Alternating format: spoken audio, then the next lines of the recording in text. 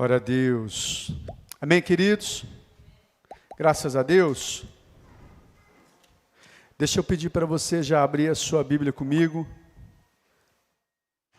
No Evangelho que escreveu Lucas.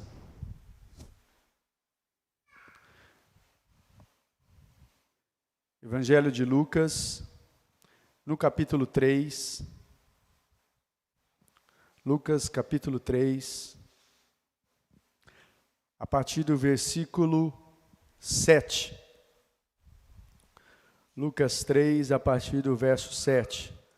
Antes de nós lermos o texto aí, vamos orar ao nosso Senhor mais uma vez? Deixa eu pedir para que vocês, por mais um instante, fechem seus olhos e nós vamos orar a Deus. Amém, queridos? Pessoal em casa também, se puder, feche seus olhos. Vamos orar ao nosso Senhor, para que o nosso Deus fale conosco, através da sua palavra. Pai de amor, eu quero agradecer ao Senhor por estar mais esse dia aqui com os meus irmãos, com a tua igreja. E esse é o momento que nós recebemos o ministrar da tua palavra sobre as nossas vidas. Pai, eu creio que o Senhor preparou essa palavra. Sou apenas um instrumento para transmitir aos meus irmãos e eu peço a Ti, no nome de Jesus, que fale ao coração da Tua igreja, fale ao coração do Teu povo, que estejamos com o coração realmente preparado como uma boa terra para receber a Tua palavra. Em nome de Jesus, Pai, para que haja as mudanças, para que haja a transformação, para que aconteça aquilo que o Senhor quer. E o que o Senhor quer para as nossas vidas, Senhor, é bom. É perfeito, é agradável, os teus planos são melhores que os nossos planos. Pai, que isso aconteça sobre as nossas vidas.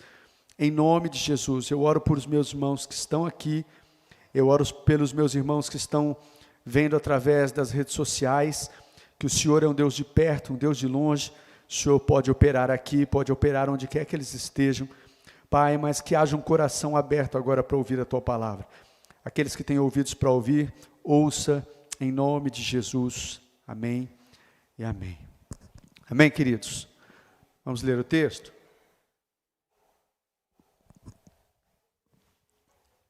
Lucas capítulo 3, a partir do verso 7, até o versículo 18, diz assim: João dizia às multidões que saíam para serem batizadas por ele: raça de víboras, quem lhes deu a ideia de fugir da ira que se aproxima? Deem frutos que mostrem o arrependimento. E não comecem a dizer a si mesmos: Abraão é nosso pai. Pois eu lhes digo que destas pedras Deus pode fazer surgir filhos a Abraão. O machado já está posto à raiz das árvores. E toda árvore que não der bom fruto será cortada e lançada ao fogo. O que devemos fazer então? Perguntavam as multidões. João respondia: quem tem 2 túnicas, dê uma a quem não tem nenhuma. Quem tem comida, faça o mesmo. Alguns publicanos também vieram para serem batizados. Eles perguntaram: mestre, o que devemos fazer? Ele respondeu: não cobrem nada além do que lhes foi estipulado. Então alguns soldados lhe perguntaram: e nós? O que devemos fazer? Ele respondeu: não pratiquem extorsão, nem acusem ninguém falsamente, e contentem-se com o seu salário. O povo estava em grande expectativa, questionando em seu coração se acaso João seria o Cristo. João respondeu a todos: eu os batizo com água, mas virá alguém mais poderoso do que eu, tanto que não sou digno nem de desamarrar as correias das suas sandálias. Ele os batizará com o Espírito Santo e com fogo. Ele traz a pá em sua mão, a fim de limpar sua eira e juntar o trigo em seu celeiro. Mas queimará a palha com fogo que nunca se apaga. E com muitas outras palavras, João exortava o povo e lhe pregava as boas novas. Amém, queridos? Glória a Deus pela sua palavra. Queridos, eu confesso a vocês que se fosse do meu desejo, a minha vontade, Eu queria ministrar uma palavra para vocês que a gente pode dizer assim que é um doce, que é uma sobremesa, né? E não estou dizendo que seja ruim, às vezes a gente quer uma sobremesa, quer se servir de uma sobremesa gostosa, um doce gostoso, né? Mas a gente não vive só de sobremesa. A gente precisa daquele alimento que nos dá sustância, que faz crescer, né? E eu confesso a vocês que sempre quando eu estou buscando uma palavra de Deus, tem um desejo no meu coração de às vezes ministrar uma palavra, aquela palavra que você sai daqui alegre, que, um exemplo, que fala que Jesus vai te curar, vai te libertar, você vai ter a vitória, sua vitória chegou hoje, palavras nesse sentido, que são palavras de Deus, são listas e tem o seu momento de ministrar, tem o seu tempo. E às vezes quando eu vou para a palavra, para buscar uma palavra para trazer para a igreja, eu vou orando a Deus, e que vontade de trazer uma palavra nesse sentido, que Jesus te ama, Jesus é bom, a graça dele é sobre a sua vida, né? Uma palavra nesse sentido, que é boa, e a igreja precisa. Mas hoje a palavra ela não é muito sobremesa. Hoje a palavra, né, é um alimento um pouquinho mais de substância, e se fosse comparar com suco, era meio que uma limonada um pouquinho azeda, um pouquinho amarga para engolir.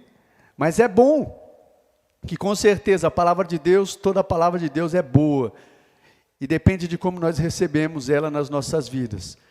Ou comparando com um medicamento, é como aquele medicamento que você está precisando para ser curado, né? Só que é um medicamento amargo, não é gostoso de se tomar, mas ele vai fazer bem para a sua vida, para as nossas vidas. Amém? Dei toda essa volta aqui, só para preparar um pouquinho o seu coração para a palavra de hoje. Porque a palavra que eu quero compartilhar ao seu coração é algumas coisas que às vezes a gente não gosta muito de ouvir. Mas ouça, querido, e abra o coração. Amém? O tema da palavra é fugindo da ira de Deus.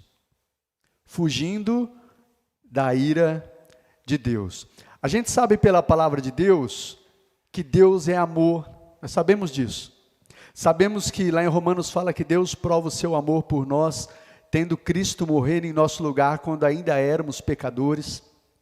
Diz em João 3, um dos textos mais conhecidos na Bíblia Sagrada, João 3,16, Deus amou o mundo de tal maneira que enviou o seu Filho, para que todo aquele que nele crer não pereça, mas tenha a vida eterna. Então nós sabemos, queridos, que o nosso Deus, Ele é amor. Né? Citei esse texto de João 3,16, enviou Jesus para morrer por nós, pagando preço pelos nossos pecados, para que todo aquele que nele crê não pereça, mas tenha vida eterna. Só que nesse mesmo texto de João 3, a continuação do texto, o verso 17, o verso 18, vai falar que Deus enviou Jesus, não foi para condenar o mundo, mas foi para salvar. Mas todavia, quem nele crê, não é condenado. Mas quem não crê, já está condenado por não crer no nome do unigênito Filho de Deus. Então Deus é amor, querido, mas Deus também, Ele é um justo juiz. E uma mensagem, pelo menos que eu não tenho visto muito nos dias de hoje, mas eu sei que se prega assim, Ele é um justo juiz e vai chegar o dia da sua ira. Nós lemos nesse texto aqui que João Batista dizia às multidões. Num outro evangelho vai falar que às vezes alguns religiosos, saduceus e fariseus estavam se achegando ali onde João estava batizando, e João fala, quem é que induziu vocês a fugir da ira que está por vir? Tem a ira de Deus que está por vir, queridos. Ele é amor, sim. Ele nos ama, sim. Enviou Jesus, sim. Tem o melhor para as nossas vidas, sim. Mas tem o dia da ira de Deus? Sim. Esse dia vai chegar, onde todos aqueles, queridos, que rejeitaram o sacrifício de Cristo, aonde todos aqueles que negaram o seu Filho, ou que começaram a segui-lo, mas depois olharam para trás, desistiram, rejeitaram novamente a Cristo Jesus, né? Todos esses, eu vou falar uma palavra e já ser direto, para não ficar enrolando muito aqui. Todos esses, segundo a palavra de Deus, vão ser lançados no inferno. num lugar onde diz a palavra de Deus que o fogo nunca se apaga, o verme nunca morre, e ali haverá choro e ranger de dentes. No inferno. A igreja não gosta muito de ouvir isso, porque nós ouvimos muitos falar de um Deus de graça, um Deus de amor, mas esse Deus de graça e de amor é o mesmo Deus que na palavra dele diz, eu vou só citar os textos, eu não vou ler, 2 textos, Marcos capítulo 9, do 47 a 48, Mateus 13, 42, e inúmeros outros textos vai falar sobre o inferno. E por que Deus fala sobre isso? Porque na verdade a vontade de Deus é que a gente não vá para esse lugar. A Bíblia diz que o inferno foi preparado para Satanás e seus anjos. Mas aqueles que rejeitarem a Cristo, o que Cristo fez por nós, aqueles que o negarem, aqueles que voltarem atrás, porque existem pessoas que começaram a seguir e vão voltar atrás. Existem pessoas que vão apostatar da fé. Existem pessoas que vão deixar a fé. E diz o texto, diz a palavra de Deus, nós vamos ler aqui depois também no final, que o lugar desses vai ser no lago de fogo. Vão experimentar da ira de Deus sobre as suas vidas. E por que é importante a gente saber disso, queridos? Por que é importante? Porque tem muitas pessoas enganadas. Muitas pessoas achando que são religiosas e que por serem religiosas, elas vão escapar da ira de Deus. Como João Batista diz aqui, quem é que falou para vocês que vocês vão fugir da ira? E João Batista aqui está falando para religiosos da época, para pessoas religiosas, os fariseus, os saduceus, quem é que falou para vocês que vocês vão fugir da ira? E tem pessoas assim hoje, queridos, dentro das igrejas, pessoas que por acharem que são religiosas, que vão ao culto de domingo, que tem algumas práticas religiosas, que de vez em quando lê a Bíblia, que ora para almoçar, que ora antes de dormir, né? Que tem uma certa comunhão com a igreja, que é amiga do pastor, que tem algumas práticas religiosas. Tem pessoas que estão assim, e eu acredito que tem muitas pessoas assim dentro das igrejas, que acham que por causa disso, vão para o céu e vão escapar da ira de Deus. E isso eu acredito que é um dos piores estados, porque aquele pecador que está distante de Deus, vivendo a sua vida longe dele, lá fora, que não conhece a palavra, não está no local onde nós estamos, né? Eu acredito que esse ainda, quando ouve a palavra, abre o coração realmente, atenta para a palavra, se converte de verdade, né? Agora, e aqueles que estão aqui dentro? Aqui dentro, não estou dizendo especificamente dessa igreja, estou falando dentro da igreja, os que estão dentro da igreja, queridos, porque aqui não tem ninguém. Os que estão dentro da igreja, achando que são crentes, porque frequentam a igreja de domingo, e nem todo mundo está frequentando a igreja de domingo, estamos em tempos difíceis aqui, não sabe como o coração do pastor se entristece em ver essas cadeiras vazias. É claro, eu sei, estamos em período de pandemia, então eu considero, eu sei que tem pessoas que ainda ficam, mesmo com todo o cuidado que tomamos, ainda ficam receosas, respeito, né? Mas muitas têm se acomodado, muitas estão no conforto. E não é só isso, queridos. Mas o que eu quero dizer, às vezes, pessoas que levam uma vida religiosa, e que por acharem que estão levando essa vida religiosa, estão perto de Deus, são amadas de Deus, Deus me ama, eu vou para a igreja, eu sou membro da igreja, eu até ajudo na igreja, eu até tenho um ministério na igreja, e acham que por isso vão escapar da ira de Deus.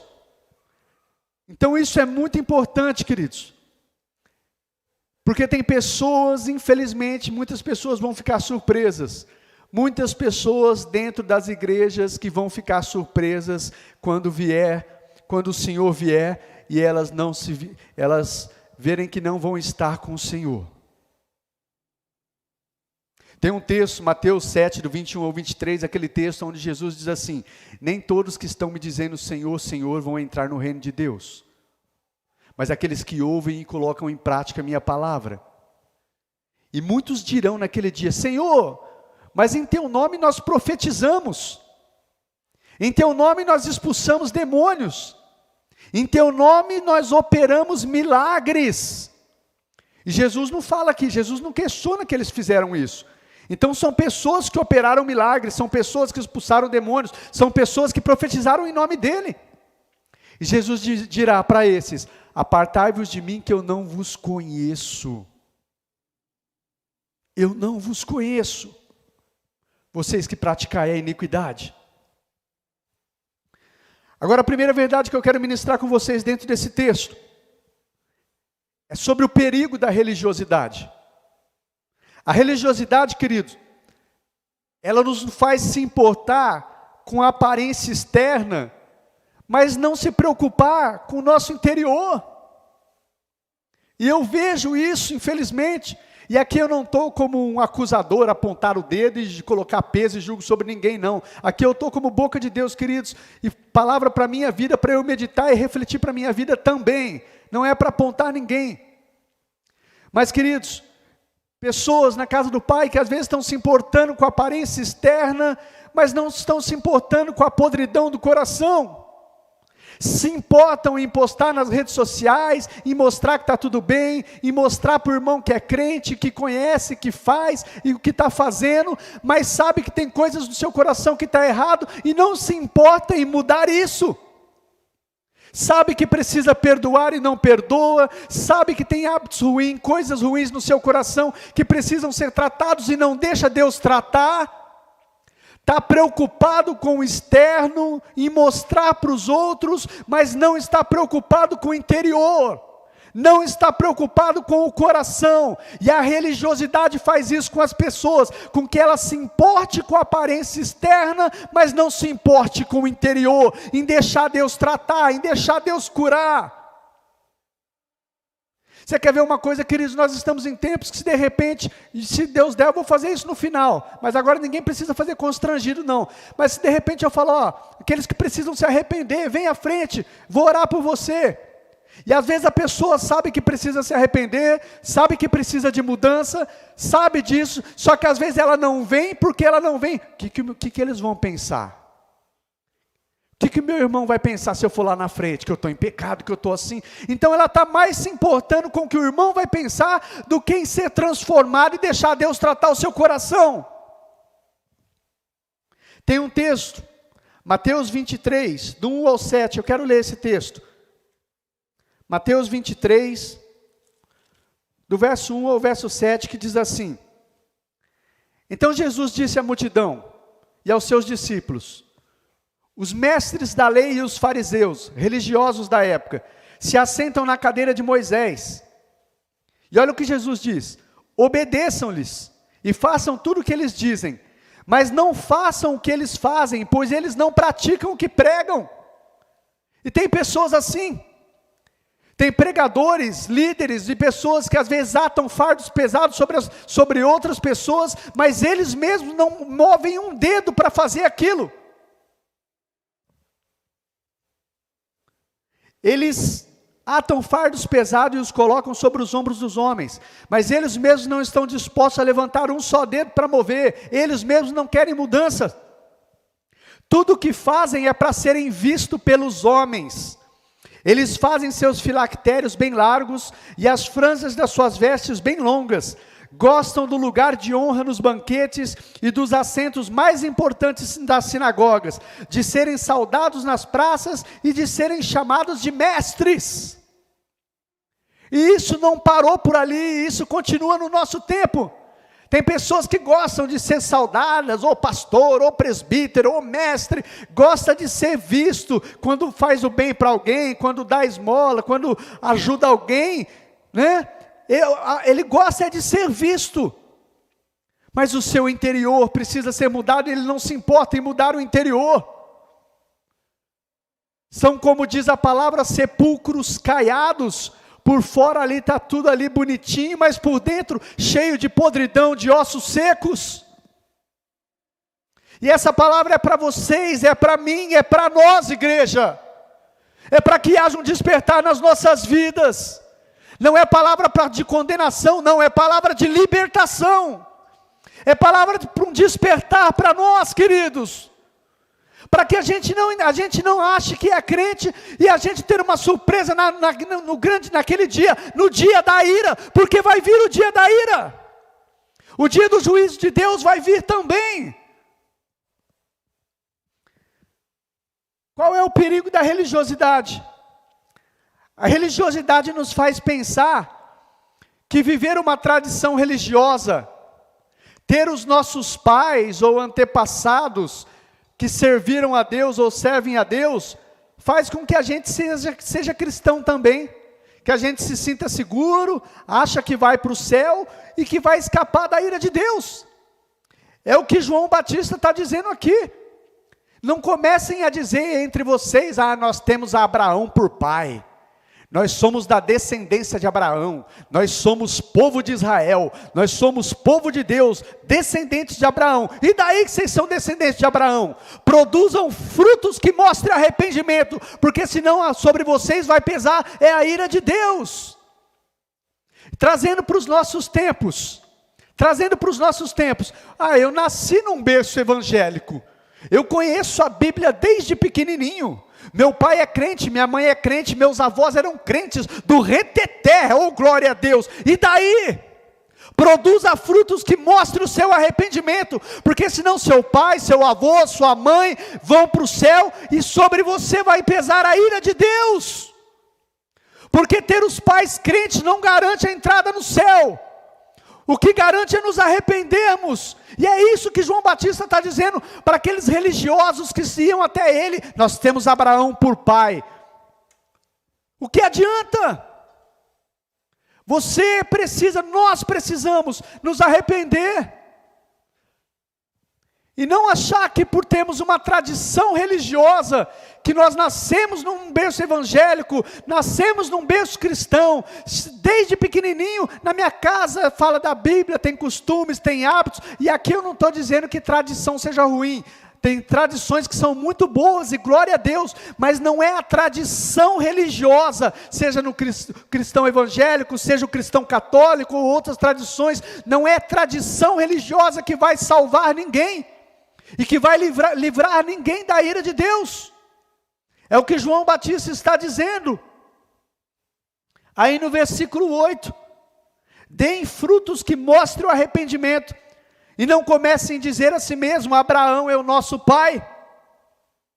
Qual é o outro perigo da religiosidade? Versículo 7. João dizia às multidões que saíam para serem batizadas por ele, raça de víboras, quem lhes deu a ideia de fugir da ira que se aproxima? João estava batizando muitas pessoas, e diz a palavra de Deus que muitos vinham confessando os seus pecados e eram batizados por ele. E quando chegou a eles, esses tipos de religiosos, os fariseus e os saduceus, ele disse que as multidões vinham para ser batizadas, e eles falam, quem é que deu a ideia de vocês fugirem da ira? Eles vinham para quê? Para serem batizados. Que João estava batizando para arrependimento de pecados. Vivemos isso nos tempos de hoje também. Ainda hoje, queridos, tem pessoas que descem as águas do batismo, sejam em que denominação for, em diversas igrejas, pessoas que estão descendo as águas, e elas entendem que por descer as águas, que por serem batizadas, são salvas. E o batismo não salva ninguém. O batismo não salva, o batismo não liberta, o batismo não cura. Tem pessoas que estão achando que por serem batizadas estão salvas, vão para o céu. O batismo é importante, ele se trata de um mandamento de Deus, mas o batismo, ele é um simbolismo de algo que já tem que ter acontecido aqui dentro, no nosso coração. A verdadeira conversão, o verdadeiro arrependimento, o ter crido em Cristo, e como símbolo dessa verdadeira conversão, a pessoa se batiza. Mas tem muitas pessoas que estão descendo as águas, que não sabem nem o que é conversão, que nem se arrependeram, que estão frequentando uma igreja, que ganharam uma carteirinha de membro, que estão trabalhando em ministérios na igreja, mas não sabem o que é arrependimento. E elas estão acreditando que são servas que vão para o céu, mas sobre elas pesa a ira de Deus.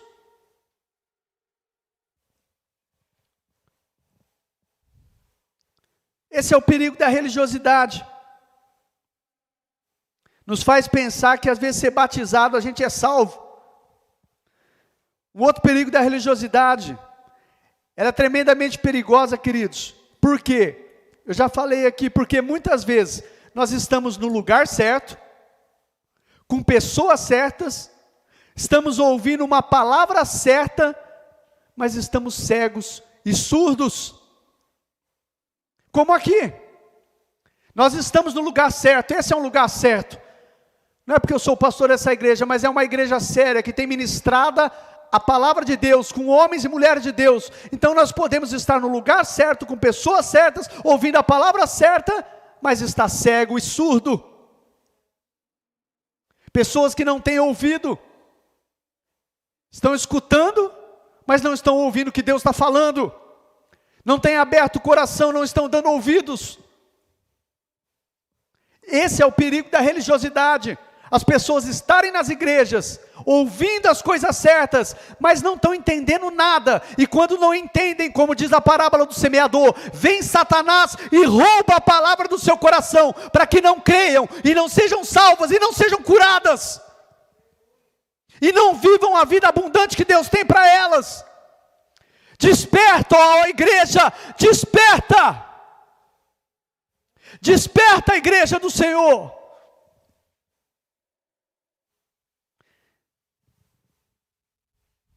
Em segundo lugar, eu falei do perigo da religiosidade.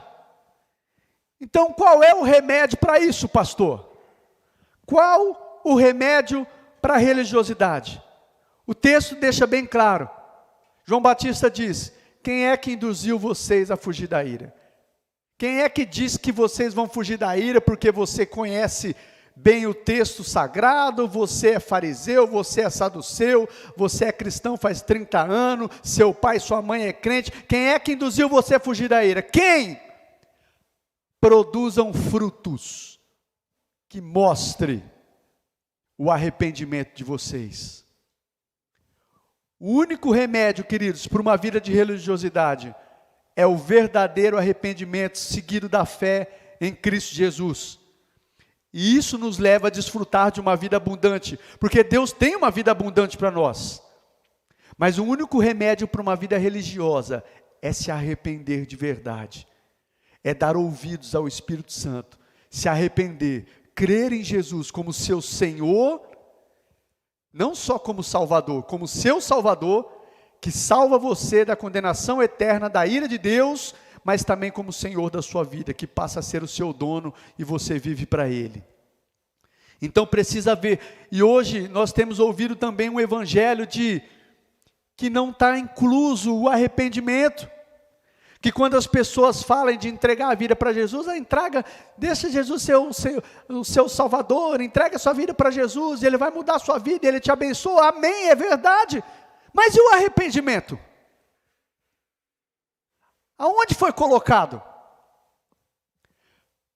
Lá em Atos, se eu não me engano, capítulo 1 ou capítulo 2, na primeira pregação de Pedro, onde ele prega ali, 3.000 almas se convertem, diz que depois que ele prega, as pessoas ficaram aflitas no seu coração, e começaram a perguntar para eles: irmão, o que nós fazemos agora? Porque nós crucificamos o Cristo, era Ele o autor da vida, e nós estávamos juntos nessa, mas agora, o que a gente faz? O que é que a gente faz? Pedro responde: arrependam-se, arrependam-se, e sejam batizados em nome de Cristo Jesus, para o perdão dos vossos pecados. O arrependimento não deixou de existir na conversão, queridos. Não existe conversão sem verdadeiro arrependimento, sem entendermos que nós somos pecadores, precisamos nos arrepender dos nossos pecados, e crer em Cristo como nosso Senhor e nosso Salvador. Porém, o verdadeiro arrependimento, ele é demonstrado através de frutos. João Batista diz isso: deem frutos que mostre que vocês se arrependeram de verdade. E tem inúmeras coisas que a gente pode falar, mas eu quero me ater aos frutos que o texto diz. Eu quero que vocês acompanhem comigo, aí em Lucas 3.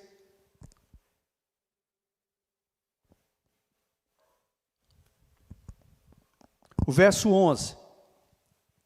João respondia: quem tem 2 túnicas, dê uma a quem não tem nenhuma. Quem tem comida, faça o mesmo. O que é que eu entendo aí, queridos? A pessoa que realmente se arrependeu de seus pecados e passa a viver para Jesus, porque em 2 Coríntios capítulo 5, verso 15, diz assim, que ele morreu por todos, para que aqueles que vivem hoje por causa dele, já não vivam mais para si mesmos, mas vivam para aquele que por eles morreu e ressuscitou. Mas nesse texto aqui de João 3,11, o que é que ensina? A pessoa que realmente se arrependeu de seus pecados e passa a viver para Jesus, ela deixa de levar um estilo de vida egoísta, ela passa a amar o seu próximo com ações. É o que João está respondendo. Quem tem 2 túnicas, dê uma. Quem tem comida, faça o mesmo. Por que cristianismo é esse? Falar que eu sou cristão, eu vou na igreja, eu sou evangélico, mas eu só penso em mim. Eu só penso na minha família. Eu estou bem, graças a Deus. Minha família está bem, graças a Deus. Está tudo bem em casa, graças a Deus. Mas e os outros? Então é o que o João está dizendo, ó, quem tem 2, dê a quem precisa. Ame o seu irmão, ame o seu próximo, não apenas de palavras, mas com atitude, dê ao seu irmão. 1 João 3,18, filhinhos, não amemos de palavra nem de boca, mas em ação e em verdade. Então, isso mostra um verdadeiro arrependimento. Segundo lugar, o outro fruto de um verdadeiro arrependimento, verso 13, diz assim, ele respondeu, não cobrem nada além do que lhes foi estipulado. Aqui ele está falando para os publicanos, que eram tidos como ladrões, cobravam a mais, e João diz, não cobrem nada além do que lhes foi estipulado. Ou seja, quem se converteu de verdade, queridos, passa a andar em uma conduta de retidão diante de Deus e diante dos homens. Que história é essa de crente que se converteu, mas é embrulhão, mentiroso, caloteiro, sonegador? Que cristianismo é esse? Ande em retidão, diante de Deus, diante dos homens. Isso é para você, isso é para mim. Frutos de arrependimento, a nossa vida, nós antes éramos uma velha criatura, andávamos na mentira, andávamos de maneira que não agradava a Deus. Agora a nossa vida precisa ser uma conduta de retidão, em palavras, em ações, no trabalho, na família, no passeio, na igreja. Não é só aqui na igreja, precisamos ser homens e mulheres que andam em retidão. É isso que João está dizendo. Eu vou abrir um texto, Tito, capítulo 2, do verso 6 ao verso 8. Tito, capítulo 2, verso 6 ao verso 8. O apóstolo Paulo dizendo para o seu discípulo Tito, ele diz assim, da mesma maneira, encorajem os jovens a serem prudentes. Em tudo, Tito, seja você mesmo um exemplo para eles. Você, Tito, você precisa ser exemplo para os outros. Fazendo boas obras. Em seu ensino, mostre integridade e seriedade. Use linguagem sadia, contra a qual nada se possa dizer, para que aqueles que se opõem a você fiquem envergonhados por não poderem falar mal de nós. Conduta. Temos uma conduta que ninguém tem o que falar de nós, a não ser por calúnias. Ó, esse é mentiroso. Ó, esse é embrulhão. Ó, esse camarada aqui é crente. Eu pego ele olhando para a mulher dos outros direto. Esse aqui lá no trabalho ele enrola, ele mata a hora no serviço. Esse aqui faz assim, esse aqui trata a mulher com rispidez, com grosseria. Esse aqui trata o filho, você precisa ver o jeito que ele trata o filho dele. A nossa conduta precisa demonstrar frutos de um verdadeiro arrependimento. Não estou dizendo aqui de perfeição, mas nós precisamos estar nesse processo todos os dias. Uma outra coisa que demonstra fruto de arrependimento, o verso 14, de Lucas capítulo 3, verso 14.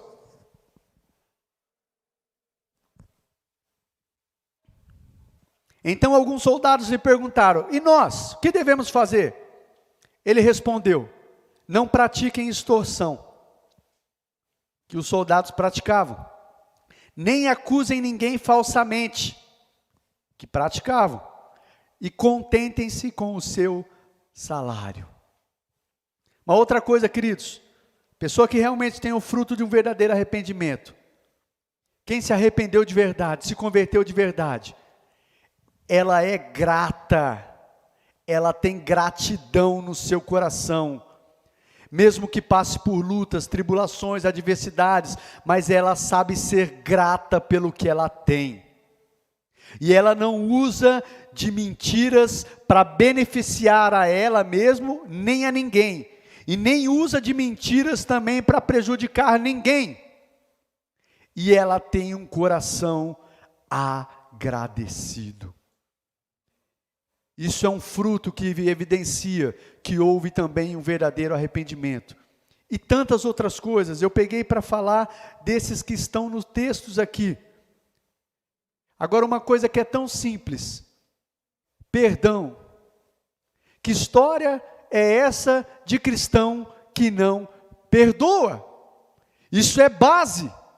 Isso é o básico do evangelho. Ah, pastor, é que o senhor não sabe o que fez comigo, e duvido que o senhor... Queridos, eu não estou dizendo que às vezes não seja fácil.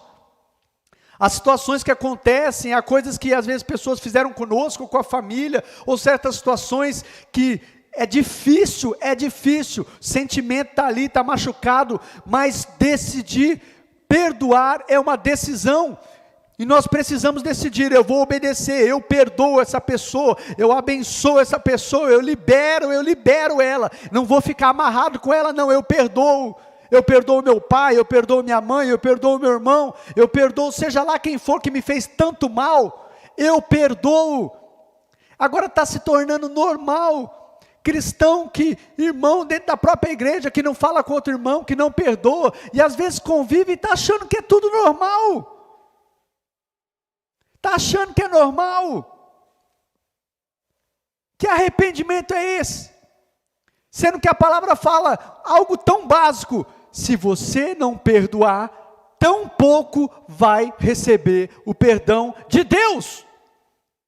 E se nós não estamos recebendo perdão de Deus, nós acabamos ali impedindo, estancando o fluxo da graça de Deus sobre as nossas vidas. A graça de Deus que nos ajuda a andar em vitória, a graça de Deus que nos ajuda a andar em vitória sobre o pecado. Amém, queridos? Em terceiro e último lugar, eu quero falar sobre o nosso ajudador.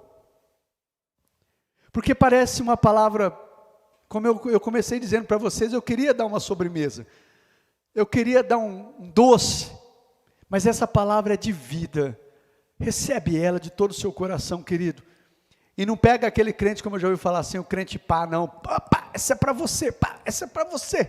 Aí, o meu irmão poderia estar aqui para ouvir essa aqui. Não, essa é para a gente. É para mim. Toma essa palavra. Talvez algumas pessoas possam pensar e dizer: pastor, de verdade, né, tudo que o senhor prega aí, pastor Paulo, presbítero Tiago, as pessoas que têm tomado aqui o altar, tudo que o senhor prega aí é bonito de ouvir, puxa, é legal, mas na prática não funciona. Essa palavra que o senhor falou aí, e aí falou de perdoar, apresentar os frutos de arrependimento, andar em retidão e fazer assim, fazer assado, tal, mas na prática, no dia a dia, não funciona. É difícil, pastor. É impossível andar de acordo com o que está aqui na palavra. Eu concordo com vocês, com aquele que pensa assim, entre aspas, é difícil e impossível. Sozinho é.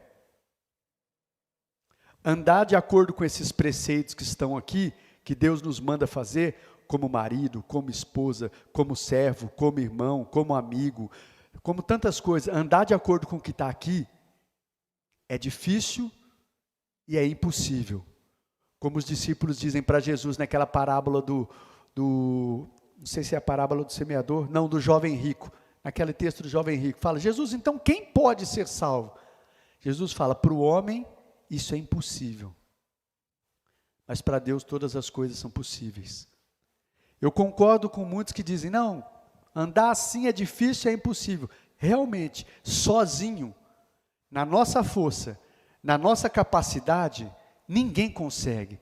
Tanto é que no Velho Testamento, na velha aliança, né, eles não conseguiam andar porque eles não tinham algo que nós temos hoje.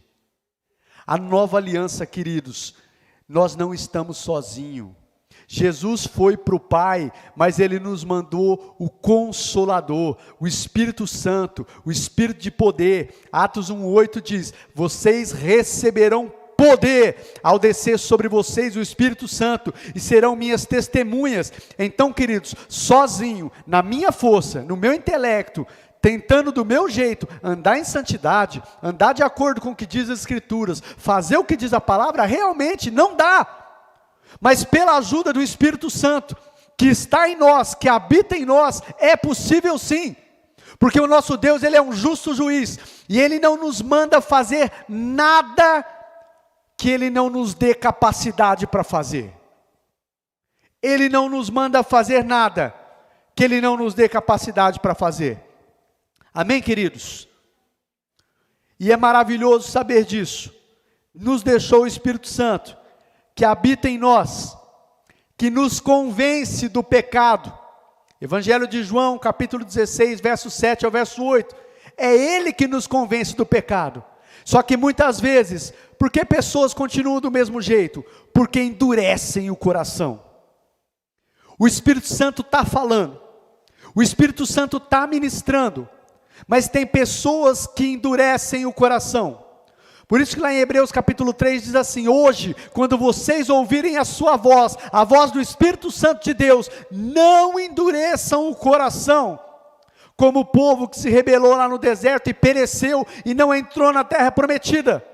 Mas Ele está trabalhando, Ele está falando com você, Ele está trabalhando para te convencer do pecado. Deixa isso, filho, abandona isso, filho, deixa isso, filho. Ele está trabalhando no nosso coração. Só que a parte de endurecer o coração, ou abrir o coração para que Ele trabalhe, essa parte é nossa. Mas o Espírito Santo, Ele faz isso, e Deus nos deu o Espírito Santo que nos convence do pecado, que nos capacita para andar em vitória. Romanos 8, capítulo 8, verso 13, aquele texto que diz, se vivemos pela carne, morreremos, mas se pelo Espírito nós andarmos pelo Espírito, faremos morrer os atos do corpo e teremos vida. Então, pelo Espírito Santo, se enchendo dele, sendo cheio do Espírito Santo, eu consigo andar em vitória sobre o pecado sim, eu consigo ser um melhor marido, eu consigo ser um melhor pai, eu consigo ser um melhor servo, um melhor patrão, um melhor empregado, eu consigo andar na verdade, eu consigo, pelo Espírito Santo, eu consigo, se pelo Espírito nós andarmos, nós conseguimos. Amém, queridos? E o Espírito Santo também, nós conseguimos andar em amor, como Jesus andou em amor. Eu não consigo amar, consegue. Conseguimos andar em amor, até para aquelas pessoas que não merecem, que julgamos não merecer. Sabe por quê? Porque o Espírito de amor está em você, está em mim. Já está em você, já está em mim, por isso nós conseguimos amar sim, até mesmo os nossos inimigos. Até aqueles que nos fazem mal, nós conseguimos andar em amor como Jesus andou. Assim, queridos, nós precisamos entender que é possível sim, andarmos de acordo com a vontade do Pai Celestial, mas que se acontecer da gente pecar, que acontece no percurso, você não precisa colocar o jugo do pecado, aquele jugo de condenação sobre as suas costas. A gente pode se arrepender, a gente pode se voltar para Deus e receber o seu perdão, como diz lá em 1 João 1,9. Mas se confessarmos os nossos pecados, Ele é fiel e justo para nos perdoar e nos purificar de toda injustiça. Então, se nessa caminhada, queridos, até isso Ele nos dispôs, não é que agora, de agora em diante, a gente não pode errar mais, não, nós erramos, mas se errar, saiba que você pode se arrepender, se voltar para Deus, e Ele nos perdoa, Ele nos purifica e nos diz: filho, vamos lá, vamos de novo, eu estou com você, eu te amo. Temos um advogado junto ao Pai, Jesus Cristo justo, que já pagou o preço pelos nossos pecados. Amém, amados? Isso é importante a gente saber. Podemos nos arrepender e se achegar a Ele e recebemos o seu perdão. E para concluir,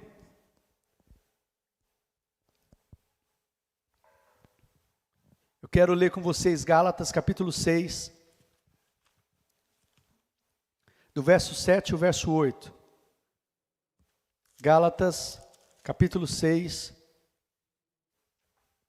verso 7 e verso 8.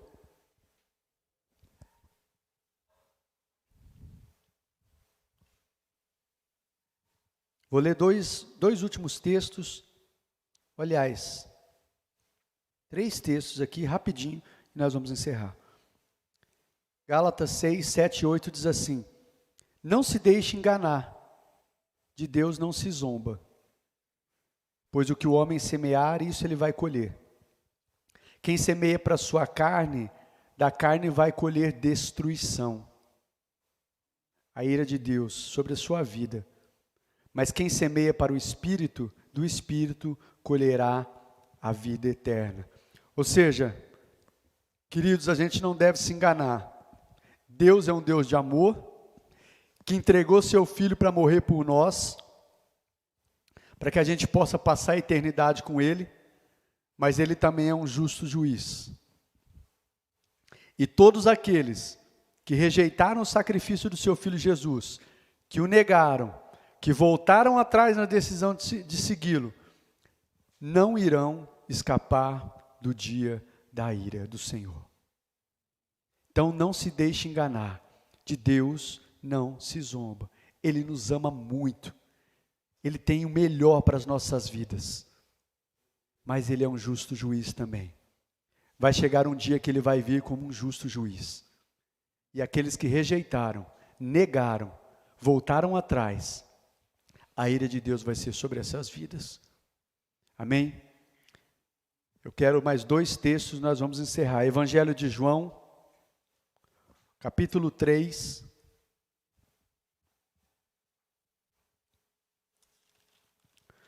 E o versículo 36. Evangelho de João, capítulo 3, verso 36. Diz assim: quem crê no Filho tem a vida eterna. Já quem rejeita o Filho não verá a vida, mas a ira de Deus permanece sobre ele. Eu quero ler de novo esse texto.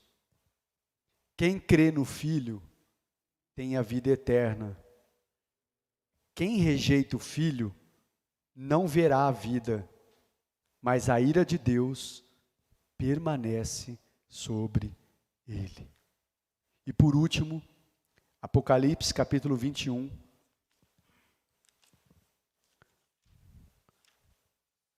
Último livro da Bíblia. E o penúltimo capítulo. Apocalipse 21, do verso 1 ao verso 8.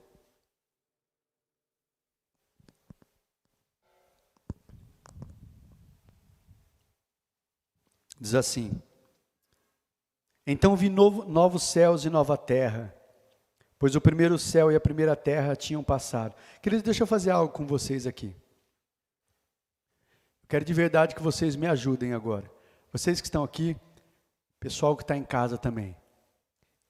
Eu quero que você use a sua, de verdade que você viaje, agora você use a sua imaginação. Às vezes a gente lê isso aqui e passa tão rápido. Eu vou ler esse texto, vocês não vão ler comigo, vocês vão fechar os seus olhos e eu quero que você imagine o que eu estou lendo. Tudo que eu vou narrar aqui agora, eu quero que você esteja aí colocando a sua imaginação para funcionar. Tá bom? Vocês que estão aqui, vocês que estão em casa também, você vai fechar os seus olhos agora e eu quero que você ouça essa narração que é verdade. Você pode fazer isso? Olha, não deixa nada te distrair, não é hora de pensar no dia de amanhã, de pensar em nada. Eu quero que você se concentre no que o pastor vai ler e eu quero que você coloque a sua imaginação para funcionar agora. Novamente, capítulo 21, a partir do verso 1. Você vai ouvindo e você vai imaginando.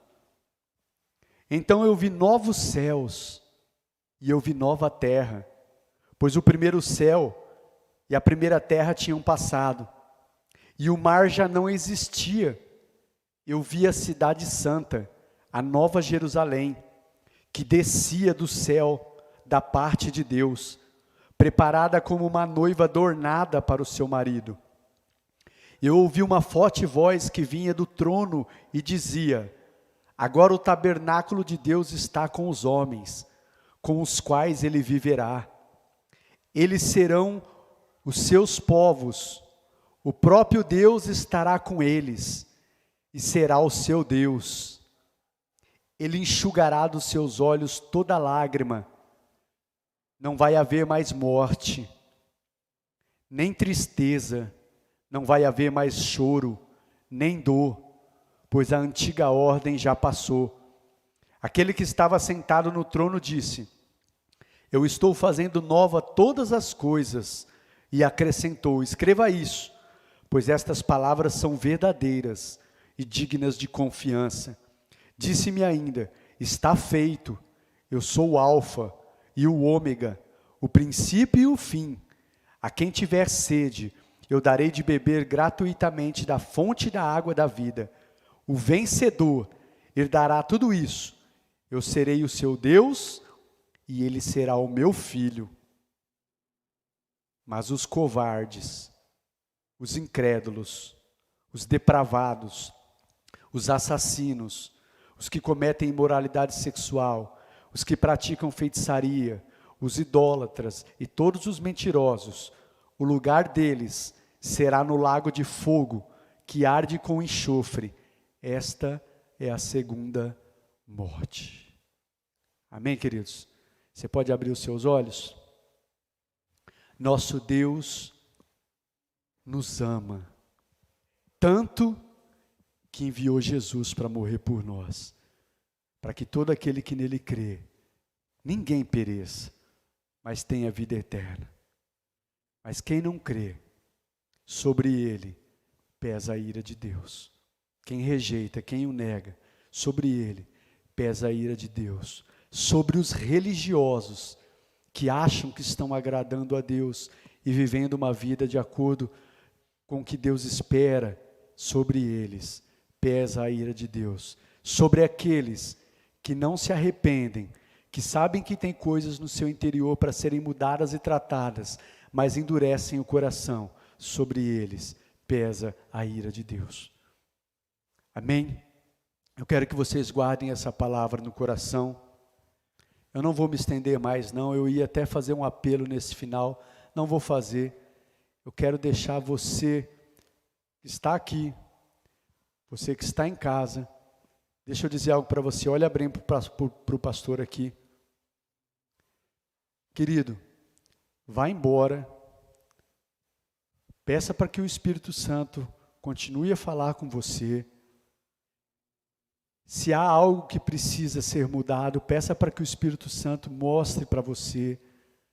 Peça para que o Espírito Santo nos leve a um verdadeiro, genuíno e profundo arrependimento, para que de verdade a gente desfrute da vida abundante que Deus tem para nós, sejamos exemplo para outras pessoas aí fora, venhamos refletir a glória de Deus, ser sal, ser luz, amém? E principalmente, para que a gente tenha certeza que naquele dia, nós vamos ouvir a voz que diz: vinde, benditos do meu Pai. Possuí o reino que está preparado para vocês, desde a fundação. ou antes da fundação, que nós venhamos ouvir essa voz, queridos. Porque, infelizmente, muitas pessoas vão ouvir outra voz. Ou, aliás, não é nem outra voz, não vai ouvir isso, o que vai ouvir é diferente, vai ouvir: apartai-vos de mim, malditos. Apartai-vos de mim. E esses diz que vão para o fogo eterno, que não é uma historinha, vão para um destino de perdição, castigo, dor e tormento eterno. Amém? Feche seus olhos. Senhor, obrigado por essa palavra. E eu peço que aquilo que eu não consegui transmitir nas minhas limitações, o Teu Espírito Santo continue a falar e a ministrar ao coração dos meus irmãos, Pai. E que haja de verdade, que haja em nossas vidas arrependimento, onde precisamos nos arrepender. Um arrependimento que nos leva à vida, Pai, que nos aproxima de Ti e que nos faz desfrutar de uma vida plena e abundante que o Senhor tem para nós.